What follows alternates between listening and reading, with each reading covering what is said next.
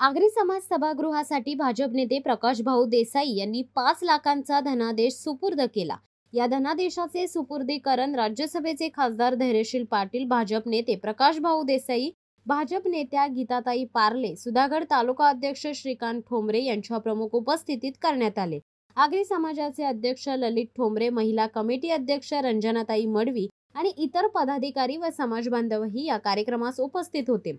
आगरी समाजाच्या सर्वांगीण व शाश्वत विकासासाठी प्रकाश भाऊ देसाई यांनी पुढाकार घेतला असून समाजाच्या शैक्षणिक, सामाजिक, सांस्कृतिक, कला, क्रीडा आणि उद्योग क्षेत्रातील प्रगतीसाठी आवश्यक सहकार्य करण्याची ग्वाही या प्रसंगी दिली।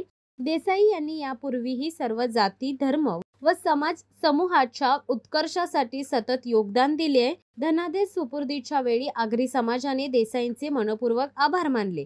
समाज बांधवांनी देसाईंच्या या पुढाकाराचे कौतुक करत त्यांच्या प्रेम, सद्भावना आणि समाजाप्रती असलेल्या आपलेपणाची दखल घेतली।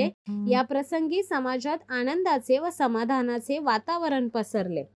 शिवसत्ता टाइम्ससाठी धम्मशील सावंत, रायगड।